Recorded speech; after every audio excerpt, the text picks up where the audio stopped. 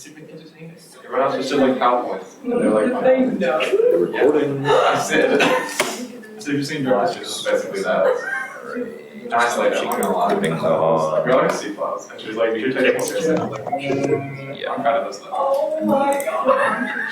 But I got like an A+ on the That is exam. it. All right. Kia ora koutou, welcome back to COMS302. Hope you had an enjoyable, safe break. As promised, we have this lecture today. We've got Ben Classen, who is a PhD student in our Media and Communication program. He's going to be talking to us about social media, a little bit about memes, I think, which we'll pick up on in Toots. So come along to Toots today, because we'll be making memes. I'm going to just give it away to you. Yeah, sure. And give them a warm welcome. Thanks, Lewis. Hi, everybody. As Lewis said, I'm Ben. I'm a PhD student here at Vic Uni. I'm kind of in what I hope to be the last stretch of my PhD. I have been doing research into the impact of social media for about 5-ish years now. I did my master's at AUT in Auckland. I'm particularly interested in the social and psychological impacts of social media. And my PhD research is on perceptions of morality in online spaces. We're not actually going to talk too much about that today. The stuff that we're going to talk about today is kind of more of overarching umbrella that I see my own PhD research as fitting in underneath. We're going to be talking more broadly about the impact of social media. So obviously it goes without saying that social media is a big deal and has had a big impact on our social world. And there's two kind of key things that I think it's worth establishing before we continue with the lecture, just as kind of groundwork. And the first of those is that social media is still a relatively new technology. I wouldn't say, of course, it's not completely new. I mean, it's been around for a decent amount of time at this point. But if you think about kind of the history of, let's say, humankind, and significant technological developments along the way, things like the invention of tools or agriculture or written language and that sort of thing. If you think about kind of the time scale of those things, social media and the internet more broadly is still very new, okay? And what that means is we still have a long way to go in terms of working out what it means to live and be humans and, let's say, live meaningful lives in a world where social media is all around us. And the second point that I think is important to kind of establish right off the bat is that now social media is here, it seems pretty reasonable that it isn't going to be going anywhere anytime soon. So even if Facebook or TikTok or YouTube or whatever your favorite platform is turned off tomorrow, it probably wouldn't take much time for someone else to say, hey, I'm going to make a new platform to kind of fill the void, right? So as long as we have digital technology pending some sort of, horrendous apocalypse event, social media is here to stay. So given these two things, even small changes or if we can kind of start thinking about and identifying small ways in which social media has impacted our social lives, over time, those small changes have the potential to have a really big impact on ourselves and on our social world. Okay? So, of course, social media has impacted, it seems like, everything. And it can be quite hard to kind of conceptualize the impacts or quantify easily the impact of social media on our world. But one of the ways that I have found useful in my own work is breaking it down into the cultural impact of social media and the political impact of social media. If you look at the history of our social world, very broadly speaking, you can kind of think of the way our social world has developed over time as a constant interplay between culture and policy, right? It's like a constant back and forward dance between these two things. One influences the other, which influences the other, and so on and so forth. Okay, so given this, narrowing our focus to look at the socio-political impact of social media and the socio-cultural impact of social media, I have found personally a useful way of kind of breaking down and quantifying social media's impact. So the first half of our lecture today will be talking about the socio-political impact of social media, and the second half will be talking about the socio-cultural impact of social media. So, social media are shaping civil society. So social media has changed what it means to be a part of and participate in civil democratic society. Can anyone tell me, so we obviously live in at least ostensibly democratic country. Can anyone tell me or take a guess at what is the kind of fundamental principle underlying a democracy? Just in very simple terms. Yep, go for it. Everyone has a right to say things. Yep, spot on. So everyone gets a say, okay? Everyone has a voice. We all get the chance to, at least in theory, contribute to what it means to, or how we want to structure and organize our society, okay? Now, for the next few slides, I want you to kind of think about civil society pre-internet, okay? And one of the things that we're going to be thinking about is what did it mean to participate in civil society, in democratic society, before the internet came along? So one of the earliest examples that we can see of this, which I'm sure you're all at least peripherally aware of, came about in quite a long time ago now in the Mediterranean, in ancient Greece and ancient Rome. This was the first at least recorded instance of democratic functioning society, okay? And a really integral part of these democratic societies was what is referred to as the public forum.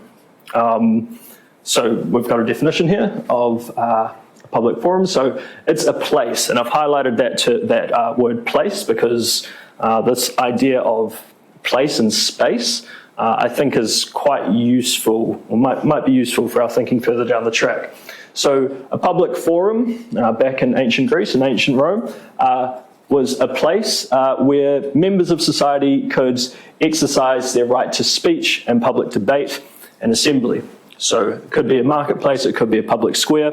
People come together and they're able to openly discuss and debate effectively hot-button social issues. They might discuss the economy, religion, slavery, war, any significant thing that is having an impact or has the potential to have an impact on members of the public's lives, okay? And this was quite a revolutionary thing, okay? And it opened up what we understand today as the public sphere.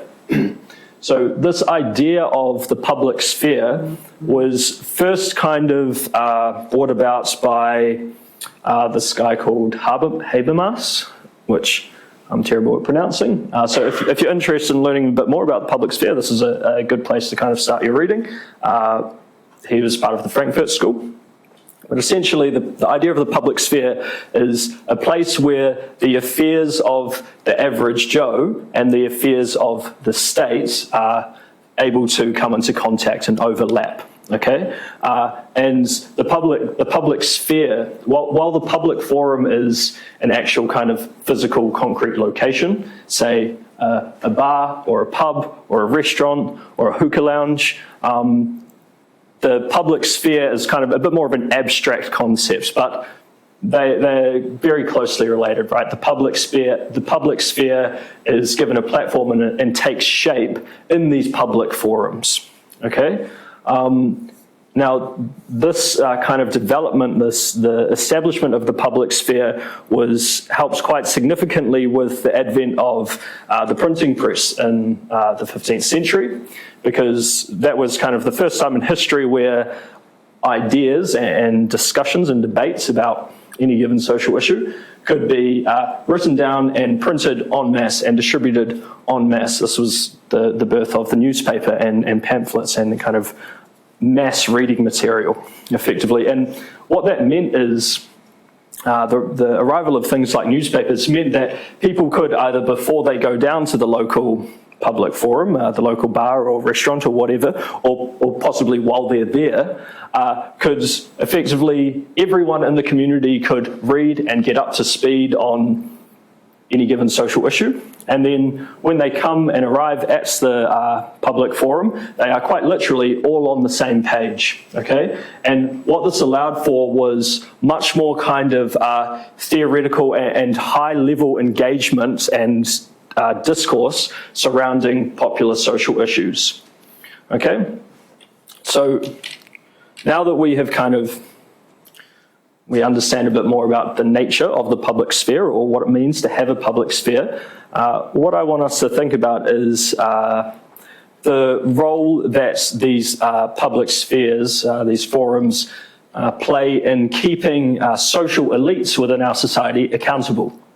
Okay, so in any given society, we have members of our society who, for whatever reason, have far greater maybe social capital or financial capital or political capital than the average person has, okay?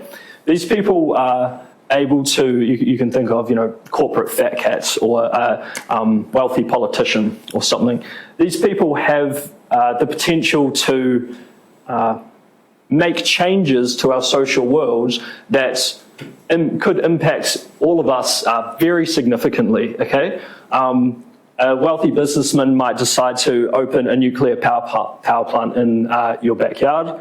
A local politician might decide, actually, I want to save a bit of money, we'll shut down or scale down the local library or build a new motorway flyover that goes over your community, all sorts of things, okay?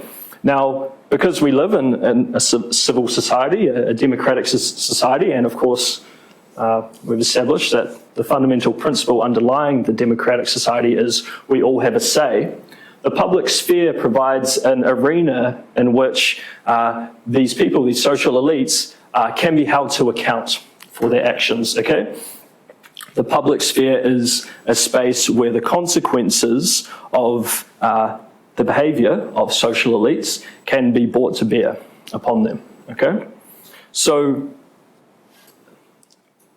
based on that, would you guys say, would you agree with the idea that social elites have some obligation to engage with the public sphere, or to maybe not turn up in your local pub or your local bar, but have to some degree be open to being held accountable in these public spaces? Would you say that's a reasonable assumption to make? Okay, cool.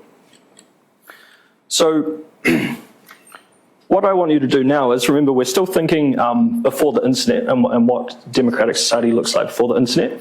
I want you to think about what this responsibility might look like. What does it mean to hold social elites accountable before the internet? Okay? And to help you imagine this, I've got a brief little scenario here. So let's say that it's been revealed that a wealthy business person hasn't been paying their fair share of taxes. The money the government would receive from this business person's taxes would significantly benefit the local community. Let's say this has happened to you. Let's say you and other members of your community have found this out, okay? Would you say that this business person should be held accountable for their actions? Yeah? Yeah, mostly nods, okay. Now, in a pre-internet era, how might you go about this? How might you go about holding this social elite, this wealthy business person, accountable for their actions? Yep. through legal mechanisms. So Okay. Yep. Keeping in mind that we're at the moment we're thinking about the public sphere, and we want to we want to hold this business person to account within the public sphere. Of course, legal mechanisms are an example of that, but often legal mechanisms are not generally an accessible way of holding social elites to account for the average person. Okay. Any other ideas? Maybe like a town meeting. Yep, for sure. Of course, we've got this image here. Anything else? Yep. Public demonstration Mm-hmm. or boycotts. For sure, right? So keeping in mind we don't have the internet at our disposal. So those things, of course, they still happened before the internet. So you've got protests, maybe you ring around members of your community, call them up on the phone and rally support, publish in the local newspaper, maybe try to get them at a town hall meeting, that sort of thing. Now, do you think that these things before the internet were particularly easy to do? No, so things like organising a town hall meeting and rallying your local community around a social issue and stuff. These are things that take a lot of time, energy, and resources, right? Often resources and energy that the average person doesn't really have access to. I mean, we've got to work jobs, we've got to come to university or do whatever else, So it's easy for social elites and their responsibility to the public to somewhat fall by the wayside. Okay, yeah, so who can tell me who this is? Yep. Elon Musk, the new owner of Twitter. Yes, the new owner of Twitter. So who here has heard of Elon Musk? Yep, everyone. And who's sick of hearing about Elon Musk? Yeah, lots of people. Okay, so yeah, of course, this is Elon Musk. He is currently, by current estimates, the wealthiest person in the world, arguably the wealthiest person in all of human history. Now, this is a social elite. This is a textbook example of a social elite, right? This is someone who has a lot of financial capital and then, by default, also a lot of political capital, that sort of thing. Okay? So, I've got a bit of a story to tell you. So, Elon Musk is someone who has a disproportionate ability to bring about change in the world and impact our social world. Now, a figure who is probably less well known. Can anyone tell me who this guy is? No? No, not you, Matthias. This is David Beasley. So he's the director of the United Nations World Food Programme, which is the United Nations program which essentially is endeavouring to end world hunger. So he bears responsibility for getting a lot of people in underdeveloped countries fed all around the world. And a little while ago, late last year, David Beasley had an interview, a sit-down interview with CNN. And in that interview, he brought up the topic of rich, wealthy people contributing to world hunger. And one of the things he said was Elon Musk could solve world hunger. He's the richest man ever. If he gave me, say, $6 billion, I could solve world hunger, was essentially his argument. So Elon Musk, who, as we all know, is an active Twitter user and, of course, now the owner of Twitter, he started getting called out online, right? People started giving Elon grief online, saying, hey, there's a headline, like 2% of Elon Musk's wealth could use world hunger, catchy headline. People start tweeting it and tagging Elon in it and saying, hey, look at this, you say that you care about the world, why don't you solve world hunger, right? And because Elon is an active Twitter user, and because he is active in this public sphere, it caught his attention. And so Elon replied. He said, if the World Food Programme can describe on this Twitter thread exactly how 6 billion will solve world hunger, I will sell Tesla stock right now and do it. Okay, a pretty bold claim. And I want you guys to just take note as well of how many people liked this post, 300 and something thousand people, and how many people replied to this post, 13,000 people. And I want you to keep those numbers in mind, and we'll just jump back a little bit to one of these previous slides. How many people do you think are in this town hall meeting? 13,000? 300,000? Of course not, right? Of course not. So what I'm trying to get at is our capacity to engage with the social elites within our society and potentially hold them accountable is far greater in the era of social media than it ever has been in world history.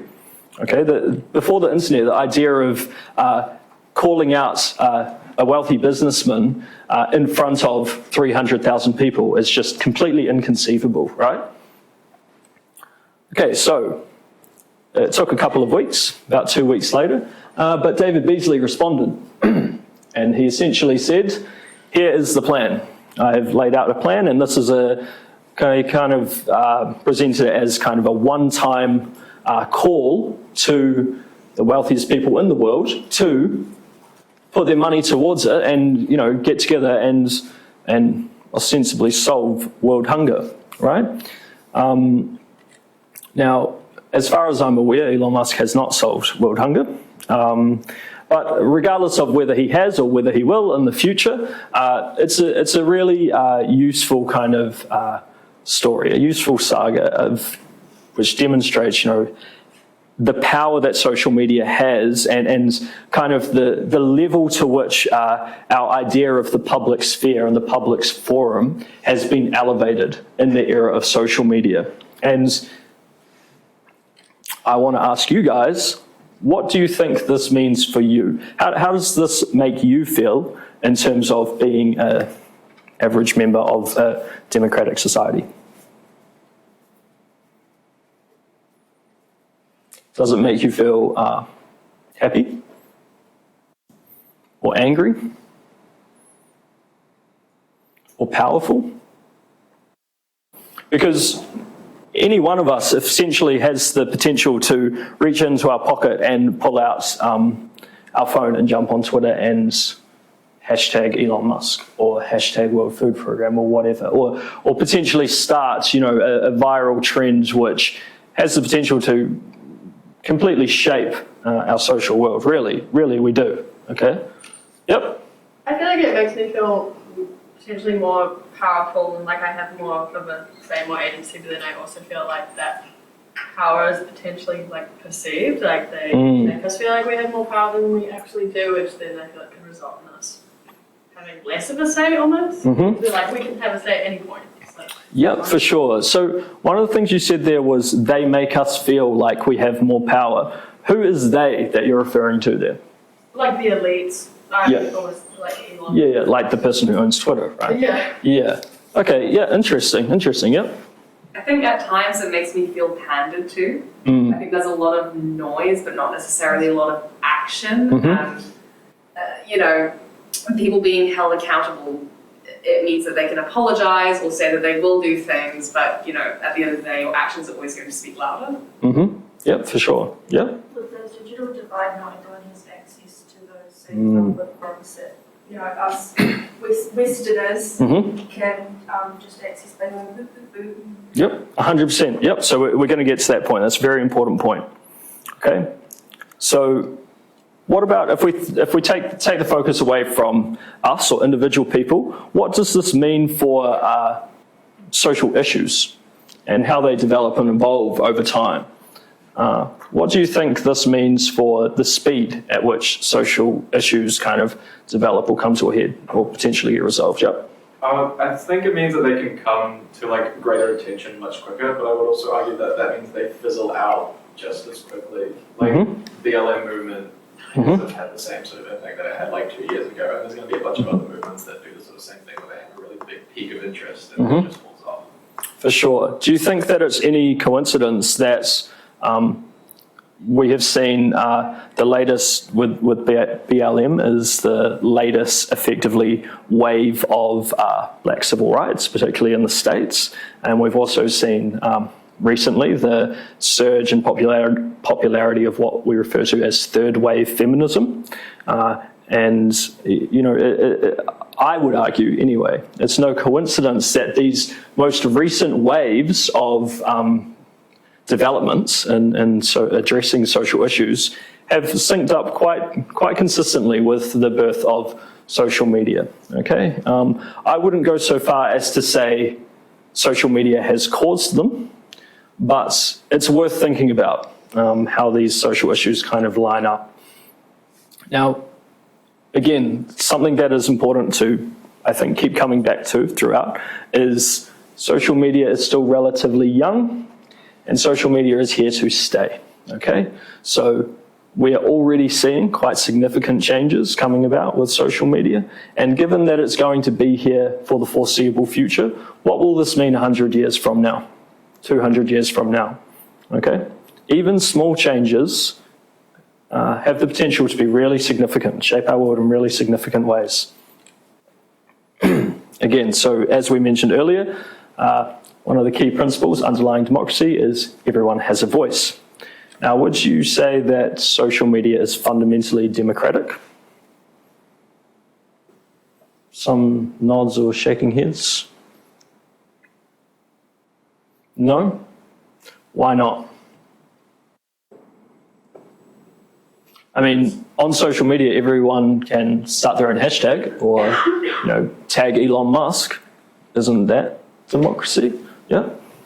On the face of it, yes, but at the end of the day, it's still controlled by one person or select group of people that are in charge of the platform. And as we've seen, they can remove anyone if they want to. For sure. Yep. Would you say that, so what decides, or a big part of deciding what, say, viral trend or political hashtag will go viral and potentially have a big impact is algorithms, right? Would you say that an algorithm necessarily needs to be transparent, or we need to understand how an algorithm works for it to act in a democratic way? No? Okay, interesting.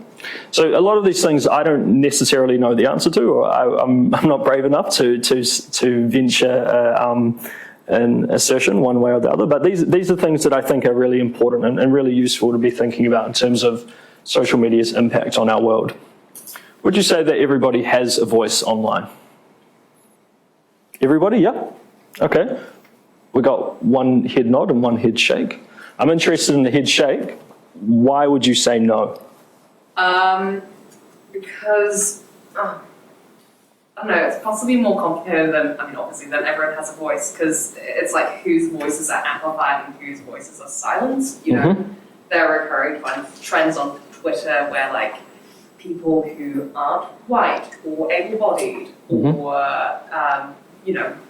male, can have content blocked that is, exactly the same as, content of their white counterparts. So, like, it's like the notion that the internet isn't flat. Maybe everyone has a voice, but some voices are sort of brought to the forefront. For sure. So what's quite interesting here is we can all agree that social media is democratic in a way because any of us can, make a hashtag or whatever.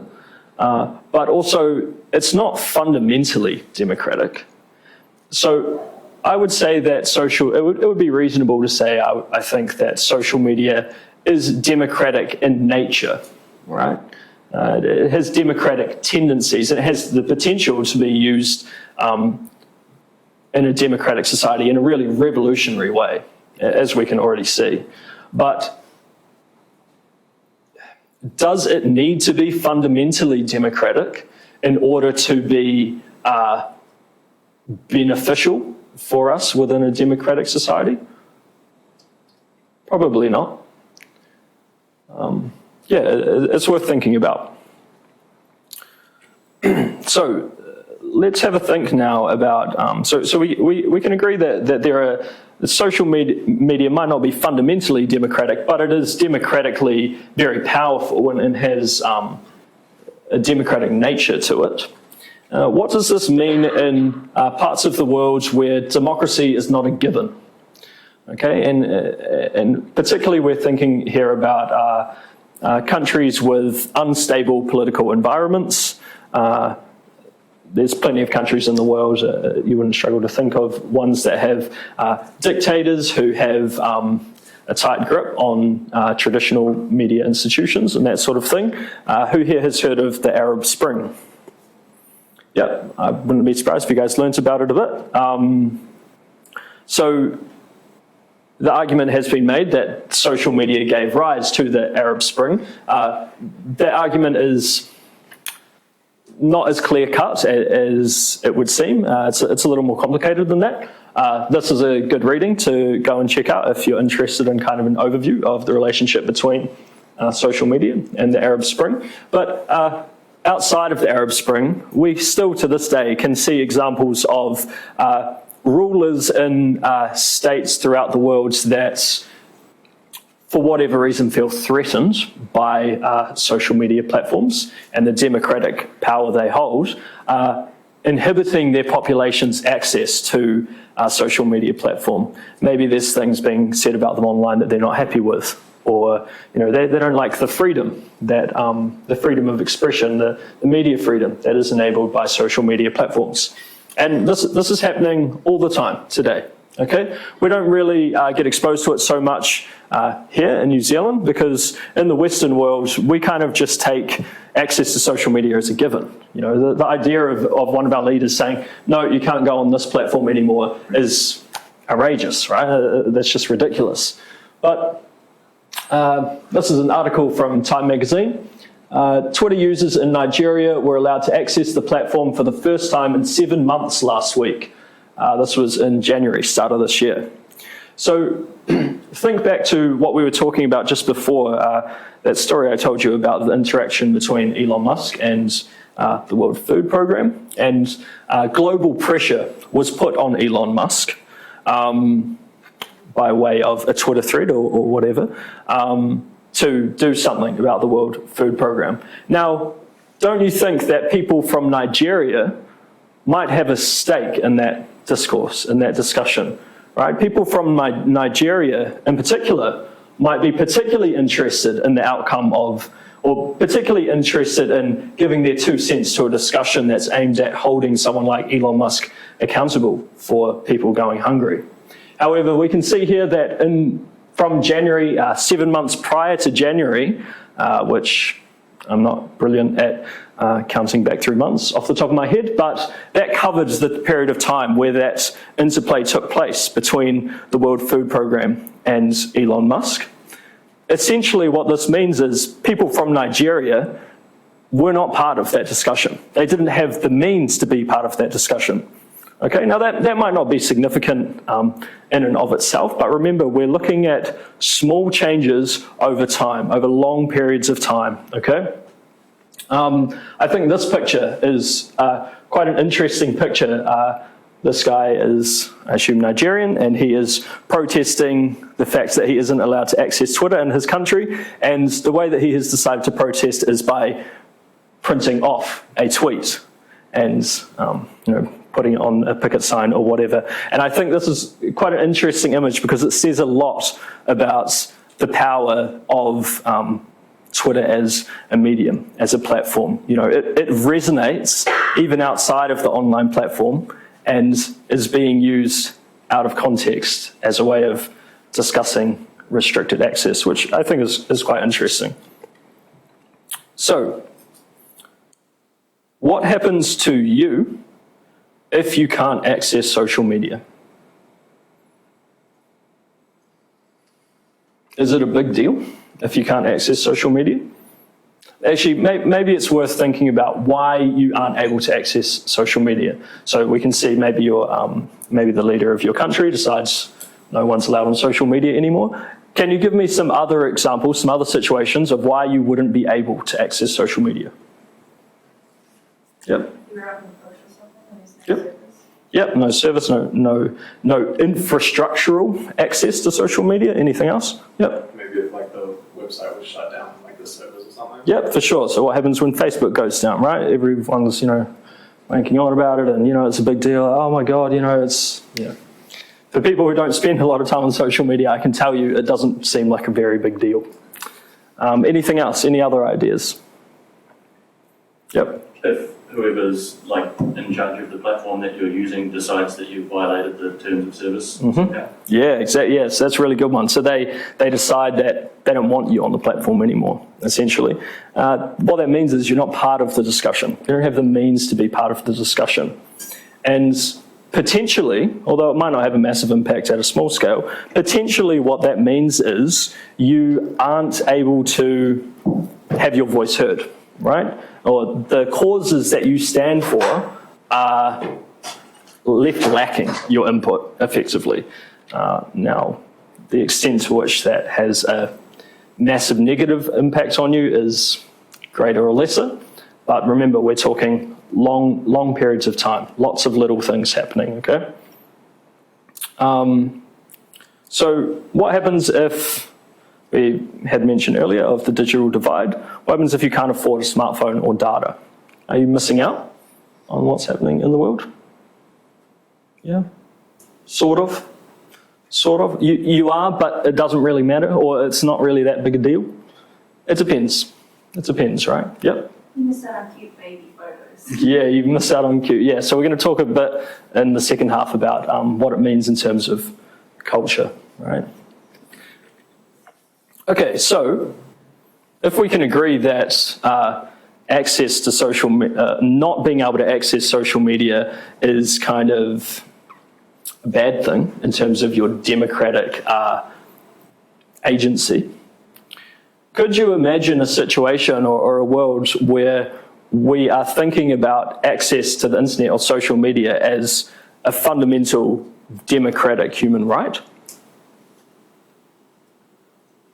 Yeah? I mean, the laptop control situation that happened illustrated that you can't just chuck a laptop at a kid and just be like, have some development. Mm-hmm. You need to have the infrastructure in place in order to do that, and I think clean water and all of those other survival mechanisms are more important than just chucking a laptop at a kid. For sure. So it goes without saying that access to something like water or food or shelter takes a precedent over access to the internet, right? But is it reasonable to think about a human right that is just as much a human right, but maybe sits just below, or there's kind of tiers of rights that people should be have access to in order to be functioning and productive members of a democratic world? I think the idea of thinking about internet and social media as a human right is really interesting. I think that someone who studied, for example, human rights law would probably have a lot to say about that sort of thing. It's kind of beyond my wheelhouse. But yeah, discussions of human rights and what constitutes a human right and how people's access to those human rights are kind of established or maintained or fought for really often falls underneath like a legal framework. Okay, but still, it's interesting to think about the internet as a human right and what that might mean.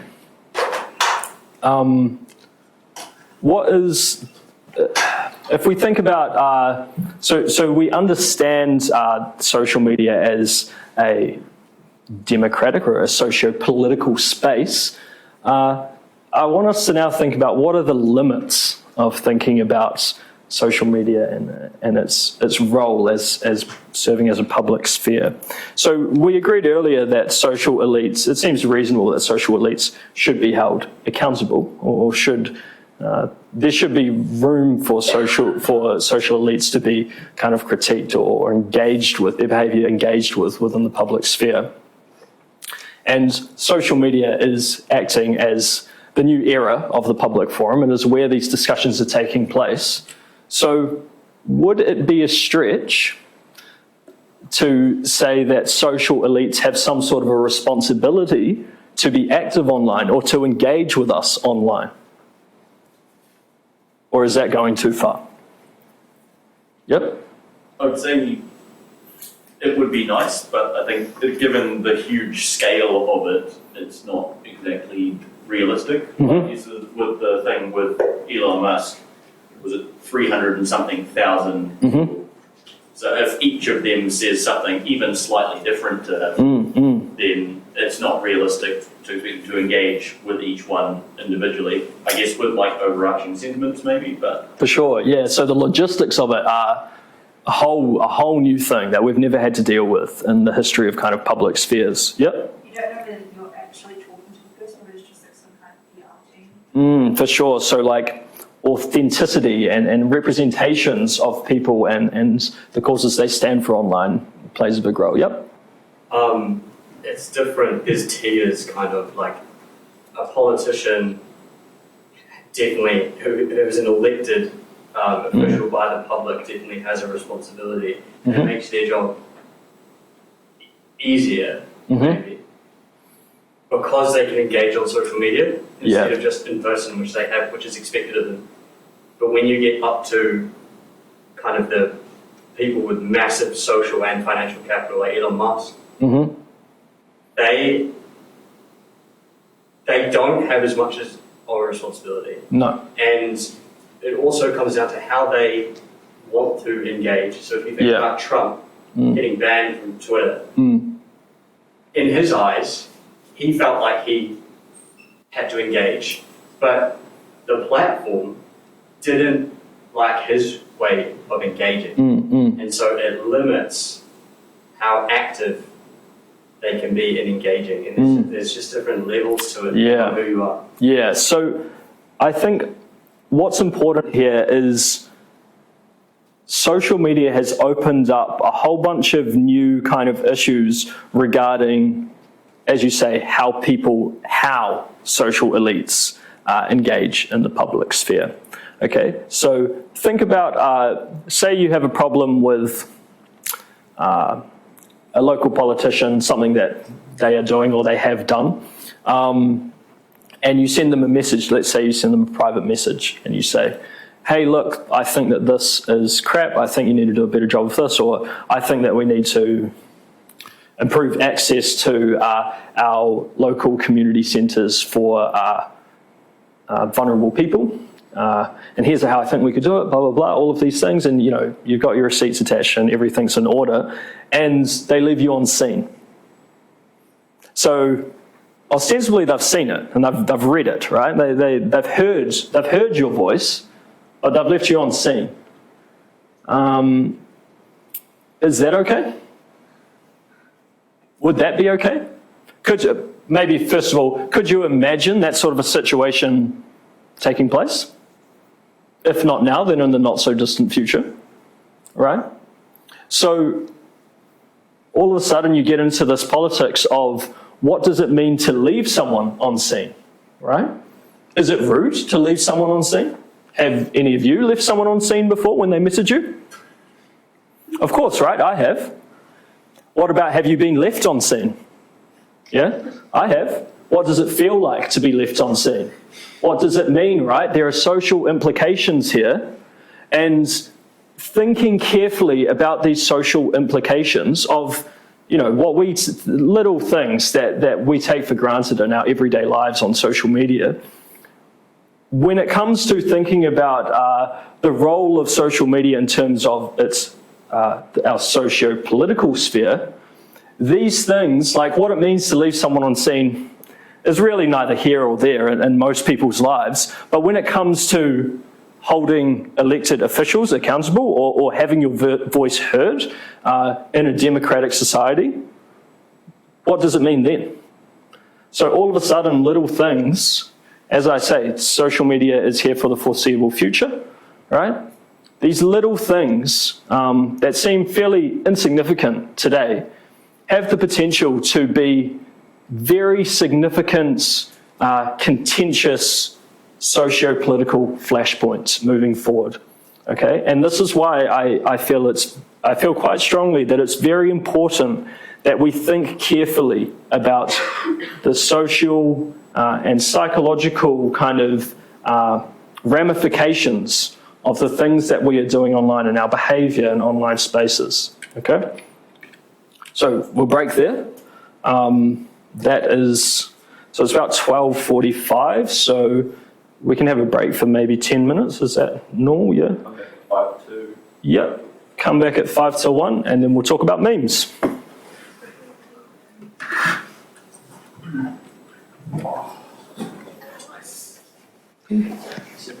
I'm just going to pause the recording. Yeah. Did you see my viral video? Nah, really. There's something else that I seem to remember kicking off. Might just be Arab If I was made Spring. of Me Too, Arab Spring was usually like the holy Yeah, right that's there. like, yeah, social media is big deal. Yeah. All right. Okay, guys. Take it away. All right, round 2. So, we've had enough of talking about politics. Now we get to talk about something that I'm sure is a bit closer to everyone's heart, and that is the sociocultural impacts of social media. So, before we get too far into it, I think it's worth just, again, kind of covering a bit of groundwork here. Social media has really changed how we interact with each other, right? It's changed how we understand what it means to interact with each other. It's changed how we understand ourselves and our own identities, both social identities and personal identities. Okay? A good example of this is, got a couple of pictures here of people posting their graduation. Now, I'm sure a lot of you are probably getting pretty close to graduating. Who here has thought about what they might post on social media when they graduate? No? Not really? So what's interesting is graduation is, of course, like a significant achievement in your life, right? And how you kind of communicate that achievement with others plays a role in kind of the social gratification you can get as a result of that achievement, right? So you might post a photo with some text saying, oh, you know, thanks to my mum and dad, that sort of thing, or you might just post a photo or a video, or you might post nothing at all, right? All of these kind of different options that we have available to us have their own kind of social implications in terms of our identity, how we see ourselves and how others see ourselves. Okay, social media also plays a really big role in our relationships with each other. Okay, so not only are we able to kind of reinforce or validate existing social relationships we have with people, either romantic relationships or professional relationships or just friendships. Social media and the internet more broadly also has the potential to be a space which we can create new relationships, right? And find new friends and find new communities, okay? And social media has also kind of quite radically changed how we engage with popular culture. Okay, so if any of you have been to any sort of live concert within the last maybe 15 years, you will know that it's almost impossible to go see a live gig these days without seeing at least a few people with their phones out in the crowd, right? This has changed what it means to go and see live music and interact with live music. Okay, you get the. I've heard people say, you know, if you don't post it on social media, did it really happen? Right? We see now it's become quite popular for art galleries and museums all around the world to design their exhibits in a way that accommodates members of the public coming in and wanting to post about it on social media. Places in art galleries where you can take a social selfie with any given piece of art. If any of you have been to or intend to go to sometime soon, any famous kind of art galleries overseas, like the Louvre in Paris, and see the Mona Lisa, for example, you will no doubt be presented by a sea of phones with the Mona Lisa at the end. Right? This is what it means to engage with art and engage with our cultural world today. Okay, social media is completely reshaping what it means, how our culture works, how our cultural protocols, essentially. So, I just about gave it away. I wanted to ask you guys, what is culture? Bit of a tricky question, but does anyone want to take a guess? Yep. Any information that's not carried by genetics.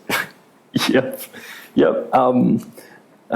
People who are regular members of this class will have noticed that you've got two random new people amongst you. These are my flatmates, and they have been put here strategically to throw me off and ask me difficult questions. But we will get to that. Yep.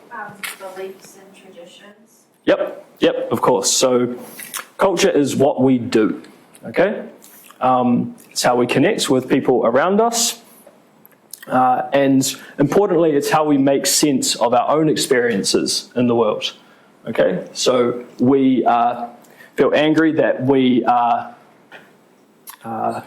feel sad that we've broken up with a partner. We make a song about it. We feel excited at the prospect of going to a party.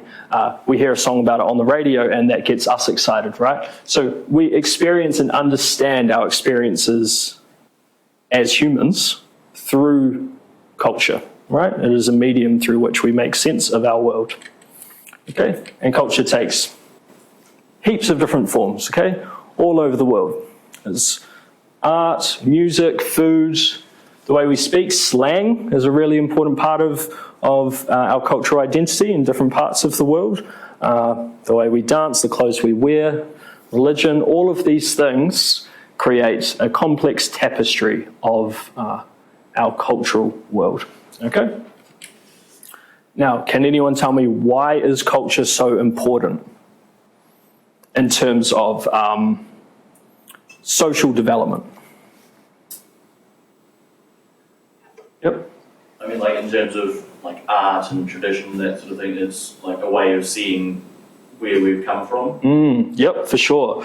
It provides a kind of a trail back to the past, for sure, yep.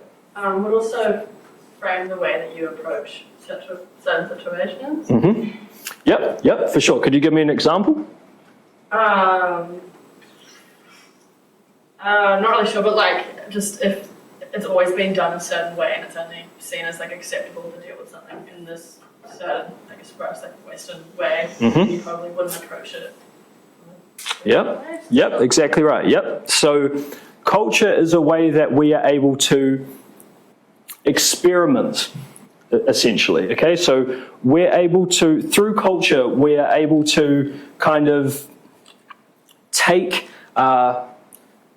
the things that people have done in the past, say trends. Let's take something like music, for example, right?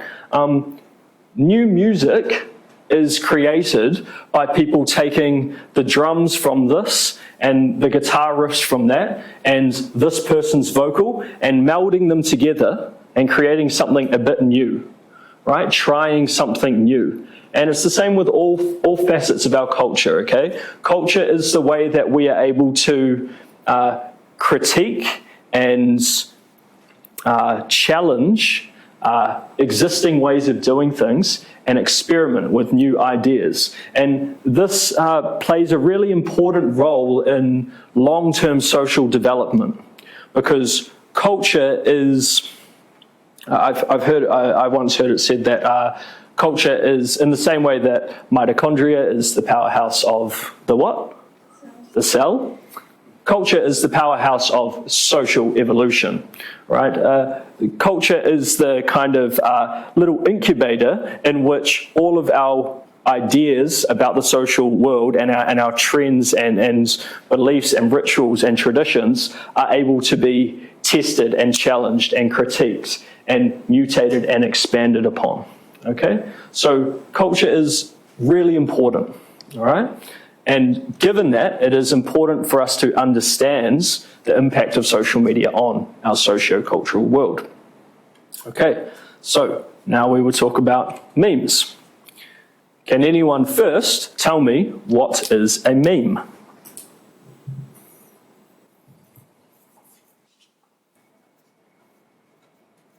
No? Yep. Like hesitate to say like a small like art piece, Mhm. have you? Mhm. That gets spread on social media to the point where it seems to gain a life of its own and it's spreading itself. Yep, for sure. Context back to the original. Yep, spreading itself is the important point there. Any other guesses? Yep. I was going to say it's like an internet inside joke. Yeah, for sure. Okay, interesting. So, believe it or not, memes existed before the internet. Okay, and the idea of a meme is not something that just exists on the internet. Okay, the idea of memes were first presented by this guy. Does anyone know who he is? This is Richard Dawkins. He is a quite famous evolutionary biologist, and he's very successful in his field, and he published a book which was quite influential called The Selfish Gene. And of course, as a biologist, his world revolves around genetic processes and the process through which genetic variations kind of mutate and this idea of Darwinism, right? Survival of the fittest, okay? Only the most fit gene survives and continues and mutates and reproduces and so on and so forth, okay? And so in his book, The Selfish Gene, what he essentially said, remember this was well before social media became a big deal. What he posited is, what if we didn't only think about genes in the biological world in terms of this kind of survival of the fittest paradigm? Okay, and this was the early stages of what has been referred to as universal Darwinism. So it's the idea of applying this survival of the fittest paradigm, this framework, to things beyond just our biological world. Okay, and so Dawkins introduced this idea of the meme as a unit of cultural information, okay, in the same way that a gene is a unit of biological information, a meme can be thought of as the kind of fundamental unit of cultural evolution, okay, and in much the same way as a gene is passed from one generation to the next and potentially mutates, and of those mutations, the gene which is most successful survives and outcompetes the other genes in the gene pool. Similarly, with memes and with cultural information, a unit, a piece of cultural information, a meme, it might help to think about it as an idea, is passed from one person to the next. And through that process, it might experience some sort of mutation. Say it passes from someone from Africa to someone from Norway. And those people come from very different backgrounds and have their own very different experiences of how the world works. Through that process of being passed on to the next person, the meme might mutate or evolve or take on some different shape. And over time, this is happening constantly, right? As people communicate with each other, we communicate through these memes, through our culture. Over time, the most successful memes are the ones that prosper. And it is that process is happening through our culture. Yep. Can you give an example of an important pre-internet meme? I will give you an example of a pre-internet meme in a couple of slides. So worth noting here that a meme is the idea of memes, or like mimetic theory, is a slightly contentious issue within social media, within social sciences, sorry. However, I'm using it here because I do think it is quite useful for us kind of thinking about the cultural impact of social media. So yeah, memes are artifacts, right? They are pieces of cultural content which change and evolve over time. So important that we just make a distinction between internet memes and memes. Okay, so we can see here internet memes. So all internet memes are memes, but not all memes are internet memes. Okay, these are different. You know, you can have So if we think of, say, a meme, so say we've got like a deep fried meme or something here, this kind of is a trend, right, within internet's within the internet meme world. In the same way that we have trends within internet memes, we have trends within fashion. We have trendy ideologies, trends within the art world.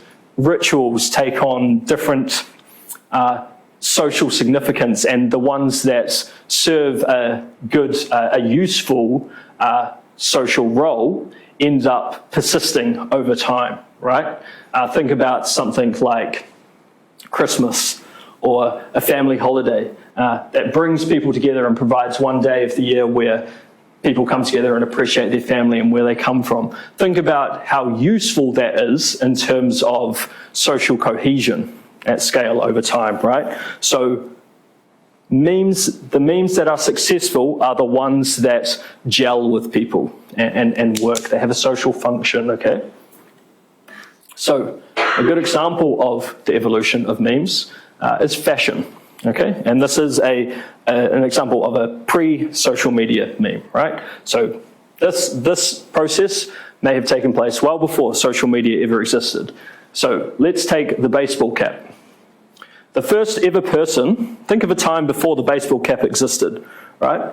Someone came up with the idea of, I'll put this piece of, say, fabric or whatever on my head, and I'll put a little peak on the front, and it will help keep the sun out of my eyes. Maybe to play baseball, maybe to do whatever else, right? Now, that person has essentially created a meme. They have created a fashion trend or a cultural artifacts, right? This objects that you wear on your head, the idea of wearing a piece of fabric on your head with a little peak on it to keep the sun out of your eyes, that can be understood as a meme, okay? The first person to ever make one, maybe they made it out of cardboard or flimsy fabric or whatever. Their mate, when they're walking down the street or wherever they are, maybe they're at the local pub or whatever, sees them wearing the hat and goes, hey, that's a pretty good idea. I might do that as well, except my favorite color is pink. So I'm going to make my one pink, okay?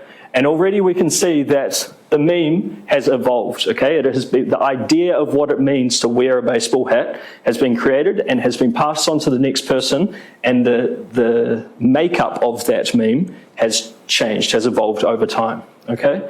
And then someone else sees these guys wearing baseball caps and they go, oh yeah, that's a pretty good idea, but I'm going to wear mine backwards, right? And when you're wearing the baseball cap backwards, it doesn't have really as much functionality as the front baseball cap, right? Might provide a bit of protection to the back of your neck, but really it's more of a fashion statement, right? So the meme has evolved away from its original kind of practical functional purpose, okay? And over time, people continue experimenting with this meme, continue experimenting with the idea of what it means to wear a hat, okay? Until we get over here, this is TI.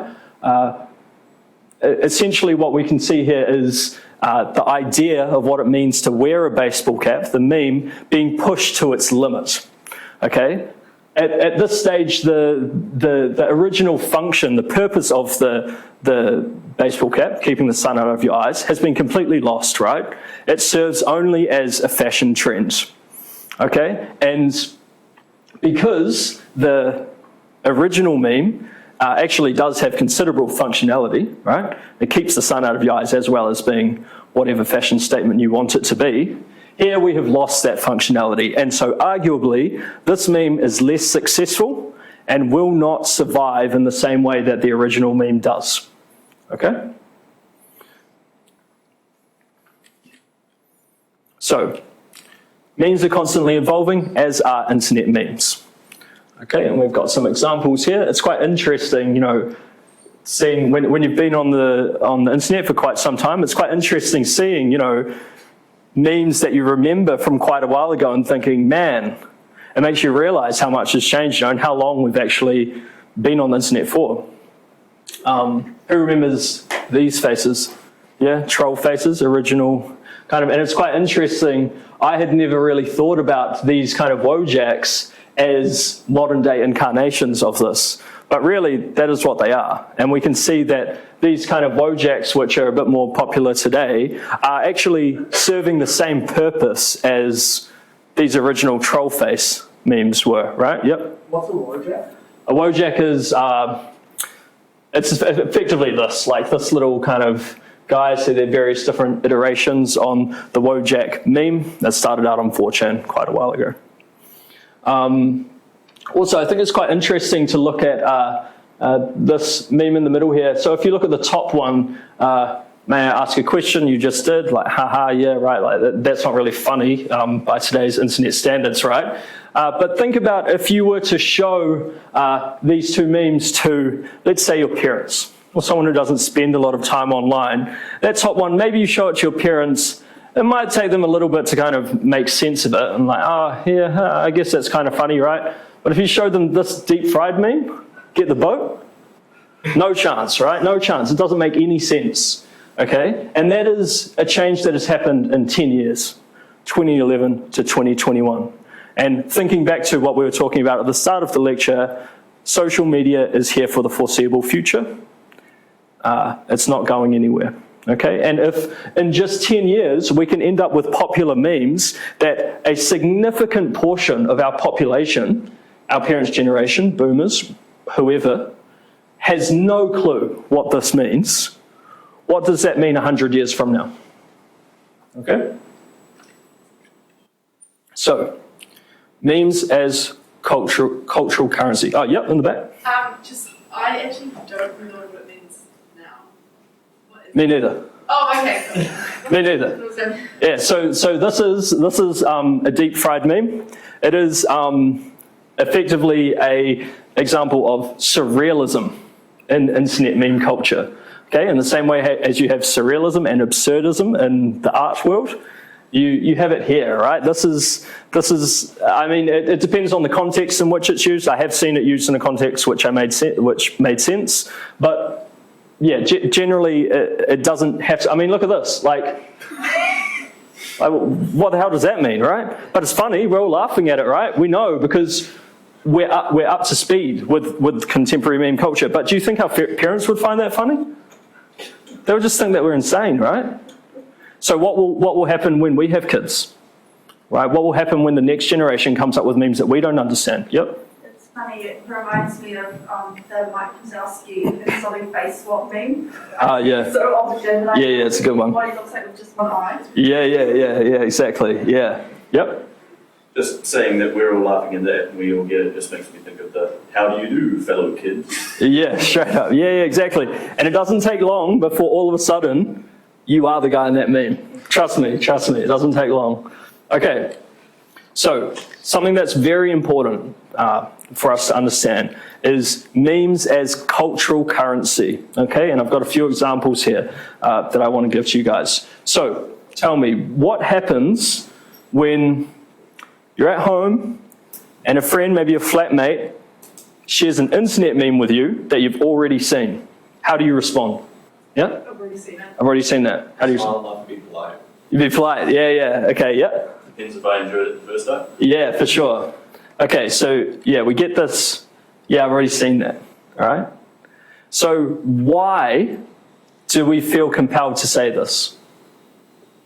Why would we need to say this? If we've already seen it, why do we need to let someone know that we've already seen it? Yep. To show that we're more terminally online. For sure, yeah, we've been doom scrolling for longer, right?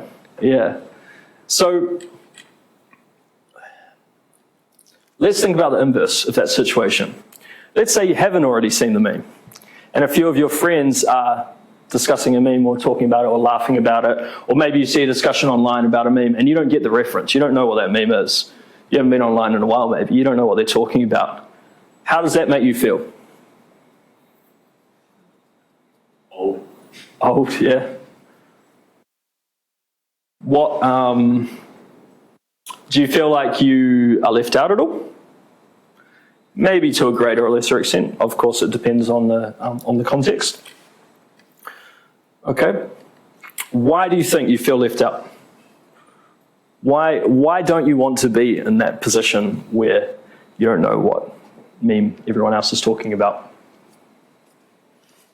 Yep. I guess because memes are sort of like a form of communication in themselves, in which we like so just effortlessly share between all of us. So if you can't sort of have that like base level of understanding what something is, regardless of whether or not you find it funny, it's like you sort of miss out on some level of communication with your friends. Yeah, exactly. Yeah, so you're missing out on this kind of almost a language that your friends are speaking, right? You're kind of the outsider in that situation. Okay, so I think it's really important to understand memes as a form of social power, okay? So there is social benefit, perceived or otherwise, right? This social benefit is intangible, okay? And it might never be realized. But there is a degree of social benefit associated with being up to date with popular internet memes, okay? And memes more generally, but let's get the focus on internet memes. So, thinking back to our example of fashion, what does it mean to be at the start of a fashion trend among your peers? Let's say you start wearing an item of clothing or wearing the same item of clothing in a slightly different way. And over time you notice your friend starts wearing that, or they're asking where you got that from. Or all of a sudden you notice quite a few people maybe in your class are wearing that item of clothing. How does that make you feel?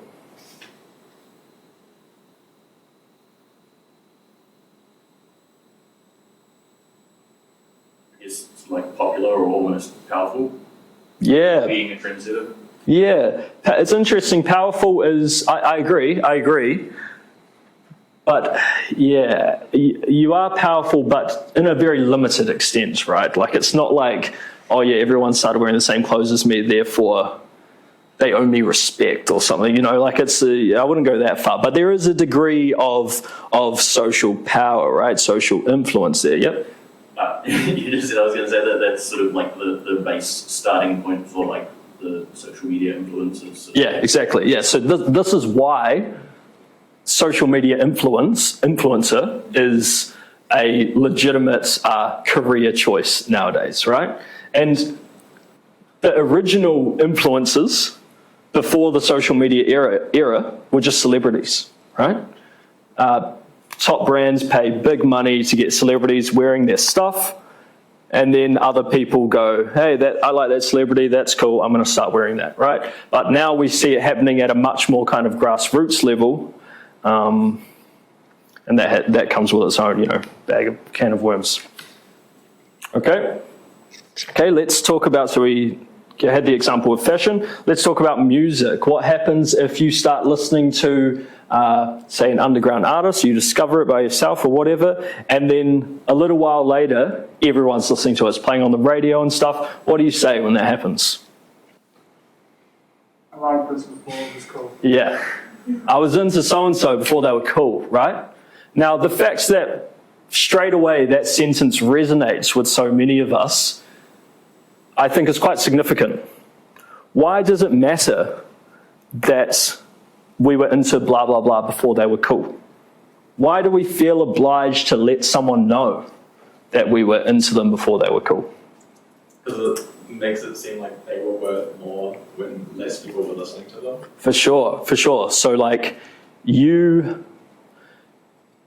fact that you found them, you didn't find them because other people influenced you into it.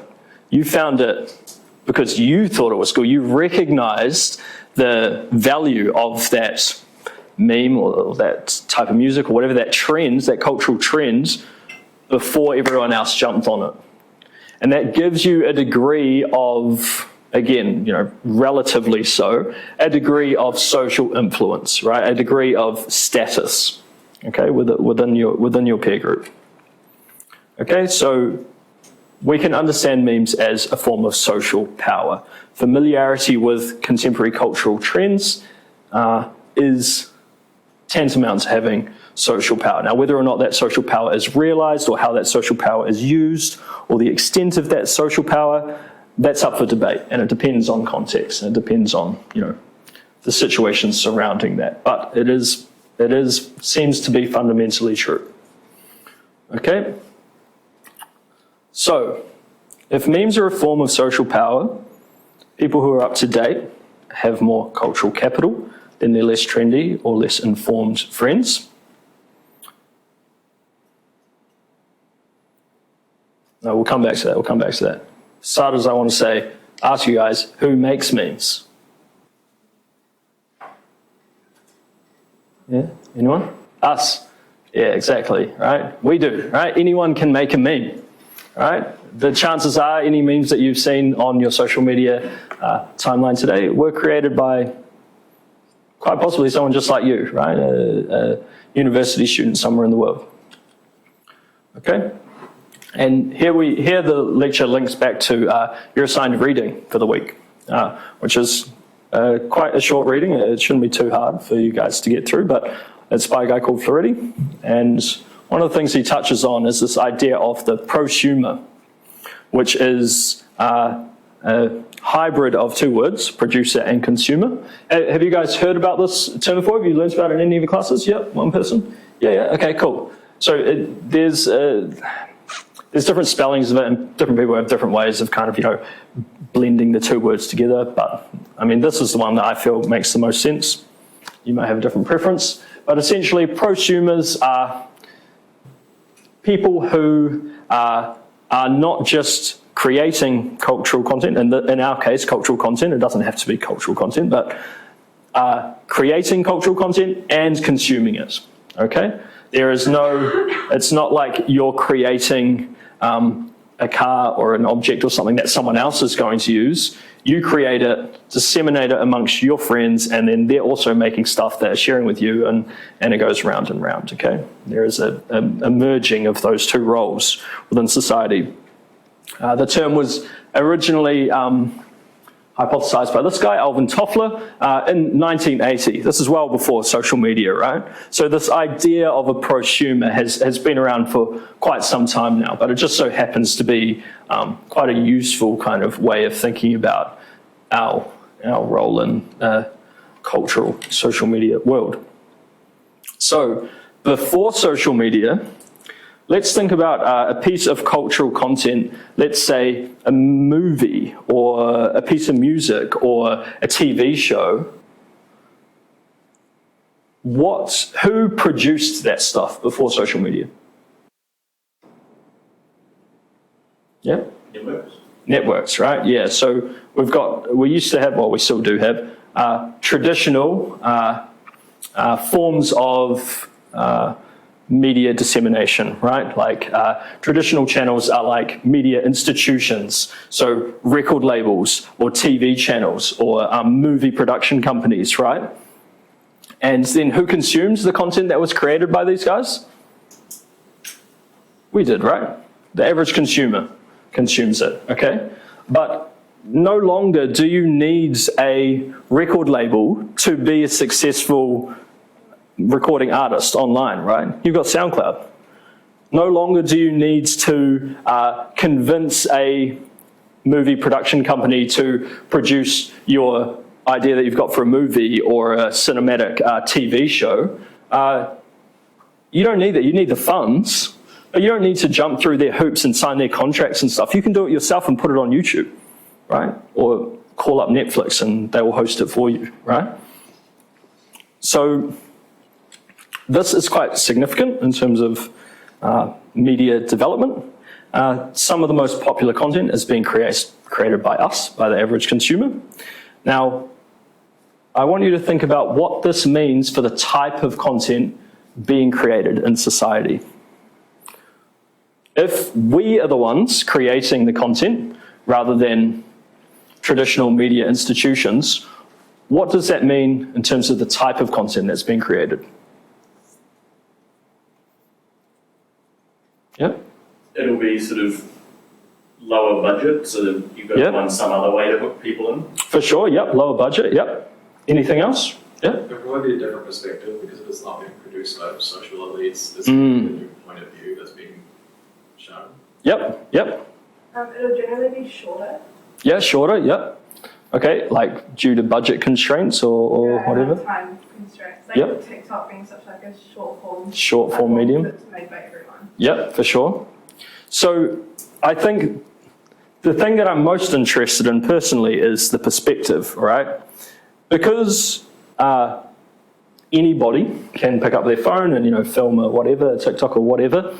I think that has quite significant implications in terms of the authenticity of the content which is being created, okay? Because memes are being created by prosumers rather than traditional producers, it means that there is less kind of obstacles in the path of original ideas being created and kind of seeing the light of day. And that's kind of increased authenticity in the types of content that we're creating has the potential to be really significant in the long term. Okay, and we're already seeing it. Okay, so internet memes are widespread, and it's not just us making them. Also, traditional institutions, they're also making memes, right? Often they are taking memes that other people have created and repurposing them to make profit, perhaps. All right. Here we have Ruffles is a potato chip company in the States, I think, and they're sharing this meme, right? Now the question is a meme less funny or relatable if it's being used to sell you something? Yeah, see some nods in the back. Okay, potentially, right? Potentially, if it's done well, if it's done with good taste, then maybe not, right?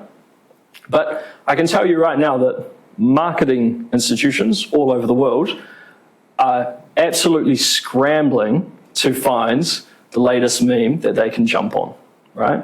And make use of. Because well before social media, that was a marketer's role, right? And it still is. A marketer's role is to find and create a popular meme, a viral meme, that they can exploit to turn a profit, right? Okay, and institutions using memes as a site of cultural discourse are not just limited to media institutions or advertisers, right? We can also see it in the case of other, what we would traditionally consider much more serious institutions. Can anyone explain to me what this meme means? Make sense of this meme. What is it communicating? Yep. Different types of pain and then something that causes the most pain. For sure. So there's obviously an empty spot here, and you put in here whatever is causing you to have a full body headache, right? Okay, now have a look at this meme, which was posted by Ukraine's official Twitter account back in December the 8th, I think that says. Can anyone tell me when Russia invaded Ukraine? No? Yeah? Was it January or? February. Yeah. It was quite recently, 24th of February. Right, now this was posted December 8th, 2021, so this is well before Russia actually invaded Ukraine, right? This is when tensions are simmering. But the facts that remember, this is a very formal institution, right? This is the Ukrainian government's Twitter account.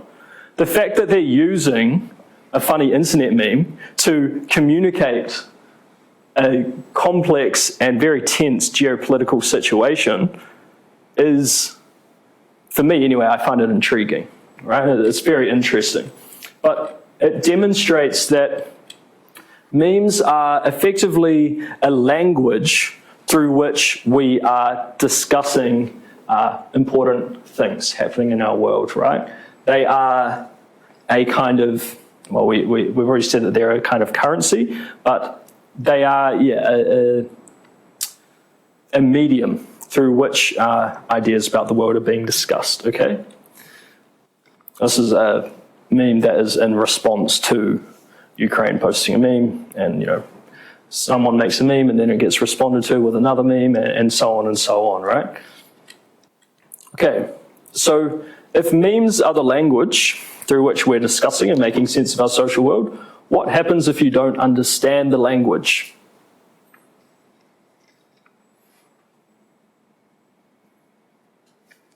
You're left out of the conversation. For sure, right? So you don't get to be a part of that conversation. Or maybe you witness it, but you don't understand what the hell they're talking about, right? Do you think that say your parents would see this meme and understand what the hell that meant? Maybe, but it'd probably take them a bit, you know. But we see that straight away and go, oh yeah, like that makes sense at some sort of absurd level, you know. Okay, now what happens if you don't understand the language, you're left out of the conversation.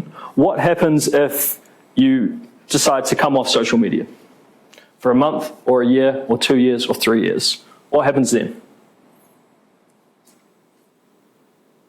Are you still speaking the language? Do you understand the language? Yeah? I feel like the internet and memes change so frequently that it's got such a short lifespan that in a couple months you have no idea what the new thing was, and then a couple months later they'd have no idea. And over a year it'd be completely different to what it was when you were on social media. Exactly. So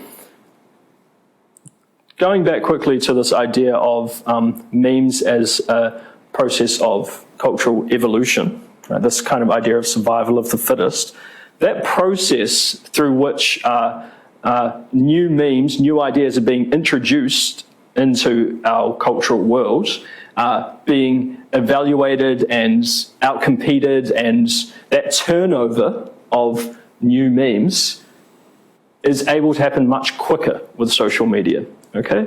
And arguably that means that our cultural world is actually evolving far quicker than it did in a pre-social media or internet era. Now, although that might seem like, well, of course it is, right? It's a little bit more complicated to actually prove that or demonstrate that, okay? So you do kind of need to be a little bit careful with how you kind of think about or structure these things, because it's all good and well to say culture is evolving way quicker now, but it's not so easy to actually demonstrate that. I mean, it's possible, but it takes a bit of work. Okay. We have this thing, I'm not on TikTok. I don't spend much time on TikTok. I'm sure some of you guys do. But I've heard people that on TikTok say, oh yeah, I'll see a meme compilation, or I'll see a funny meme pop up on YouTube or Reddit or Facebook, and I'll think, I saw that 2 weeks ago on TikTok, right? So there's this disparity in the rate at which memes and ideas and cultural trends are evolving and competing with each other, even within different spheres of the internet, okay? And of course, social media is relatively new. It's not going anywhere. So even these small, so TikTok hasn't been around for that long, right? But already we can see that ideas that are unfolding on TikTok aren't reaching the rest of the internet until 2 or 3 weeks later. Now, what happens when ideas that are quite significant or have the potential to impact you and your way of life, or maybe a geopolitical situation? What happens when those ideas are unfolding and evolving in a platform that you're not a part of, right? So if memes are the language through which everyone is talking and making sense of their world, what happens when memes are being used to communicate potentially harmful or problematic ideologies? Okay, this is quite an interesting kind of way of thinking about memes. So can anyone explain this meme template for me, roughly? I mean, you don't have to be a meme expert, but can you more or less work out what's going on here? Yep. It's just things getting progressively worse and worse. For sure, right? So given a social situation, in this case, you're working the night shift, the meme progresses and correlates to how screwed you are in each given social situation, right? At the top, we have working the night shift at a 7-Eleven, you're chilling. At the bottom, you're working a night shift at a graveyard and you're screwed, okay? Now have a look at this meme. Can anyone tell me what this meme communicates? It's the same thing, but instead of using the almost picture based on Europe. For sure, right?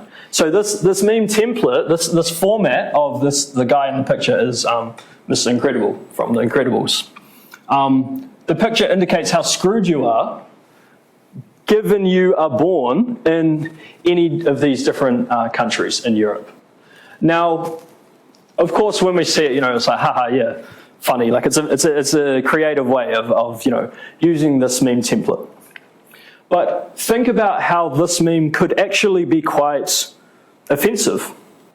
Essentially, what this meme is communicating is, given your ethnicity, given what country you come from, this is how screwed you are, right?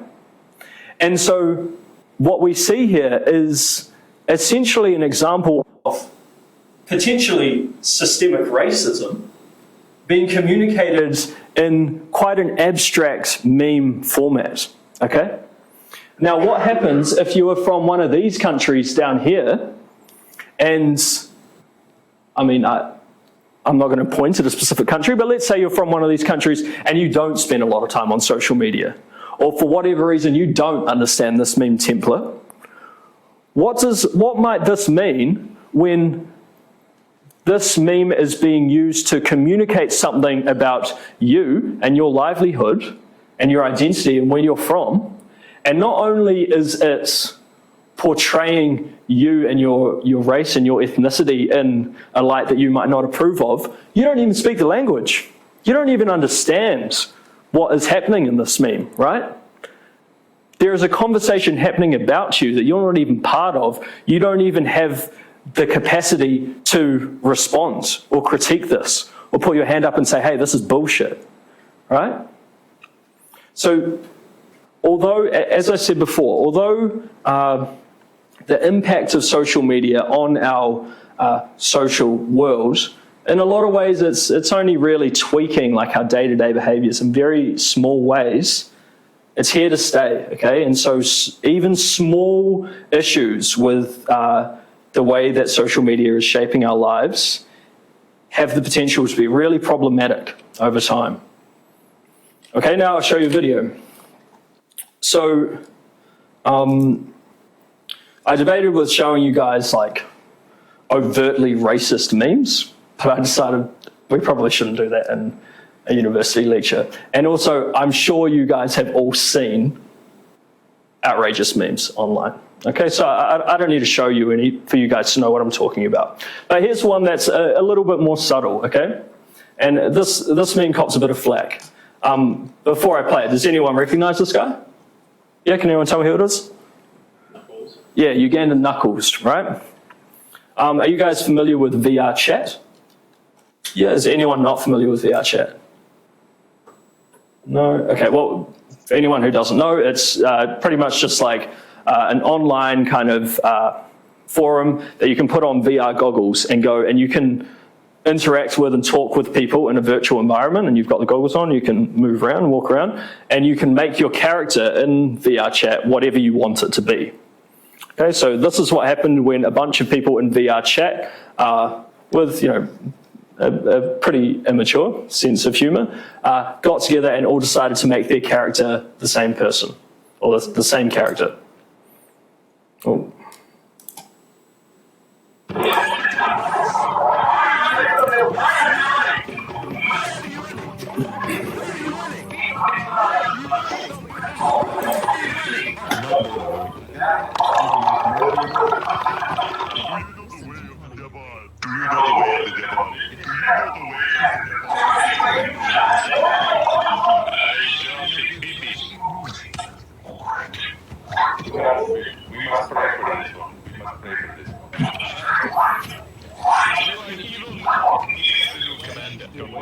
You are the new commander.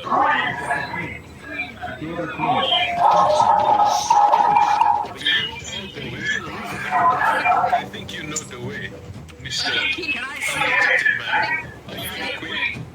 She is our queen.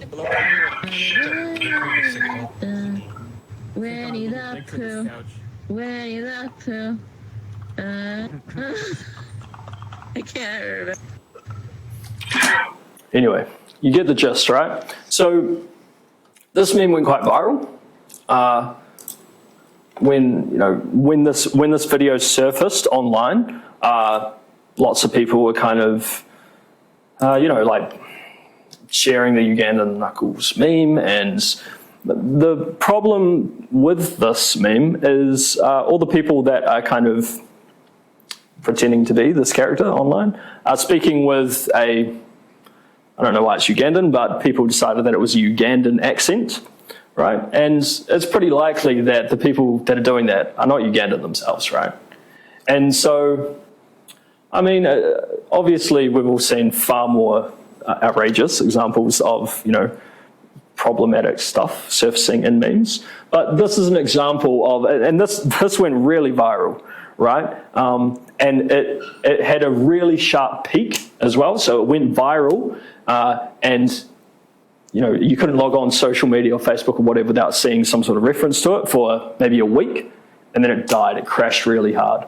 And there's some really interesting research out there that looks at the characteristics of social cultural trends over time, and starts to kind of there's a lot of interesting research and a lot of potential for exploring and quantifying the life cycle of memes, right? And if something skyrockets, becomes super viral super quick, does it crash really hard? Or what makes a long-lasting meme? Does it have to grow gradually? And with social media, we're able to now, at least in theory, quantify these sorts of characteristics of the life cycle of memes, right?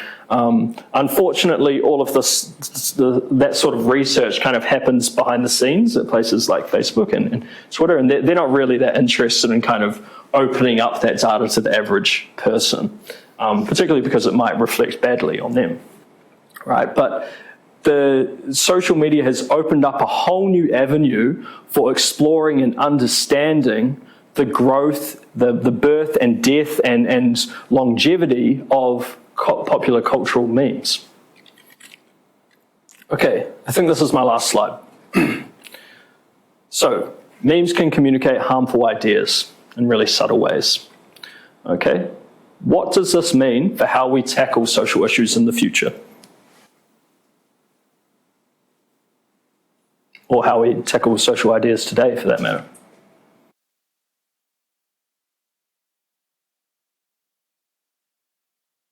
Yeah.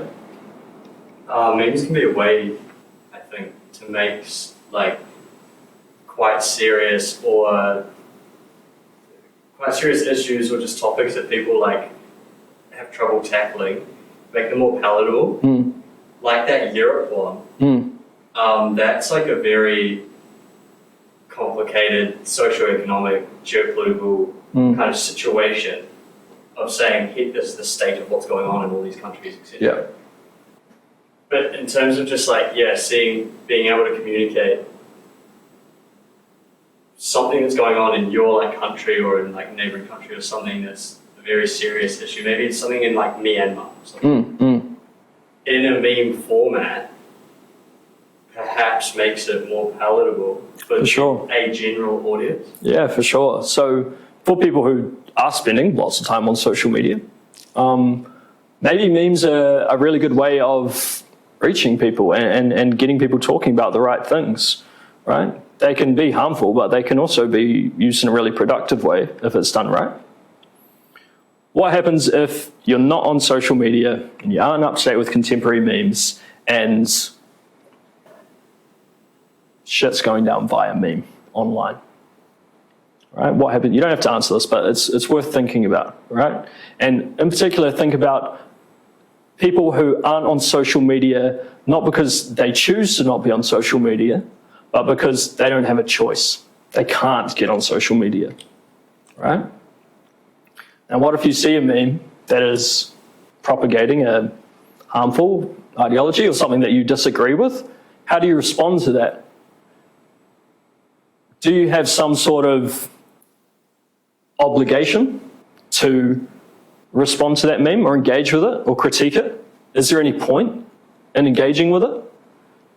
If no one if people are able to share memes that are communicating problematic ideas and no one puts their hand up and says, hey, that's bullshit, what does that mean for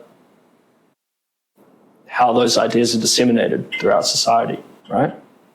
So, of course, memes are funny, right? Internet memes are funny, and we all see heaps of them every day, and we talk about them, and we laugh about them. But the role that memes play in our lives has the potential to be really significant in the coming, 50, 100 years, all right? So all I would say is don't take memes lightly, and be careful and think carefully about what it means to see a meme or share a meme or respond to a meme. And yeah, that's it. All done. Thanks, Ian. Any questions? A couple of questions. I'll check the chat as well. Oh, yeah. About that. Any questions for Ben?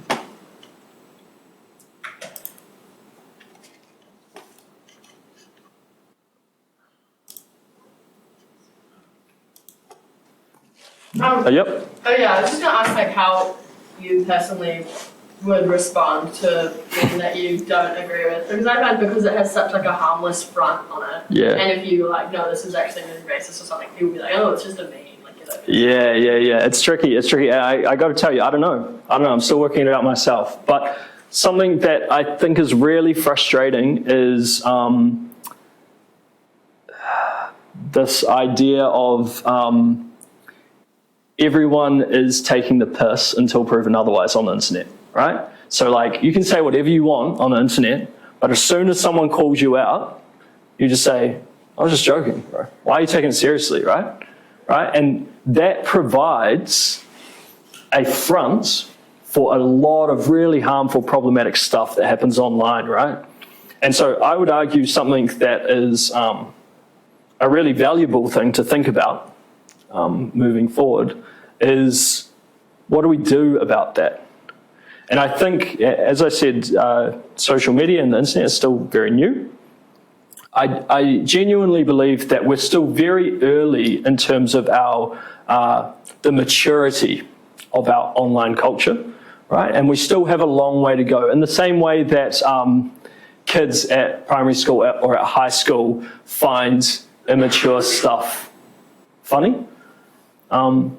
In a lot of ways, our online culture still has a lot of that kind of immaturity about it. And at least I hope that in the future, things will change a bit around what it means to say stuff online, or how responsible you are for saying things online. Unfortunately, before we get there, it's going to take a lot of people getting hurt and a lot of problematic stuff going down. But I suspect that eventually we will reach a point, and I'm talking a long time from now, quite possibly, decades and decades from now, we will reach a point where there's no such thing as saying something online and then retracting on it later and saying, oh, I didn't really mean that. To say something online is to be accountable for what you have said.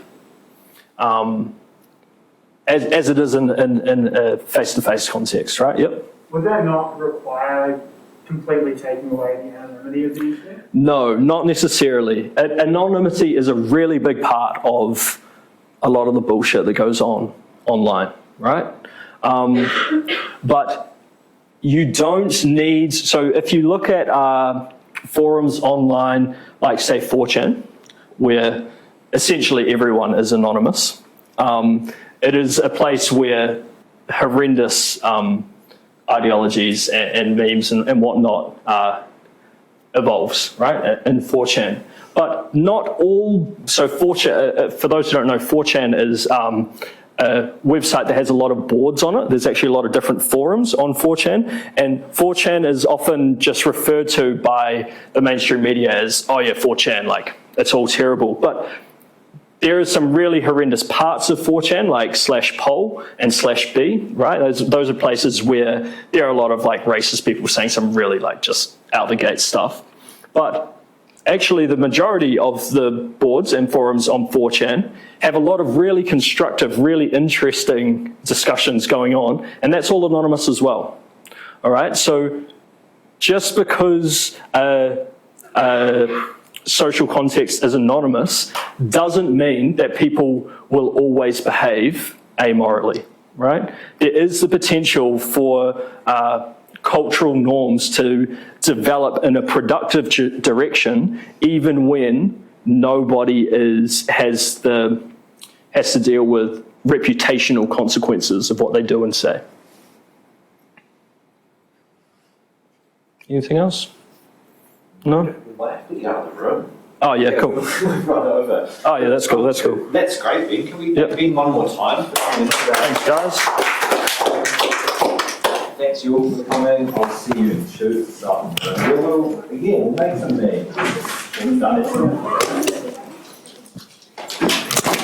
Great. Yeah. Thanks very much. No problem. Unless I made you and leave. I did it during the break. Amazing. Can you bring that to the video? Post that in too. Great. Great. I was also thinking is the whole meme again. Like you kind of showed some of it where it's like that meme that was like memes in 2011. It's 2 memes packed into 1 meme. See ya. It is using other memes to convey a Yeah, message yeah, out. yeah. It's Shit like that. Yeah. And then that one's like Ukraine using this, and then it's like America and NATO using this, and it's the fucking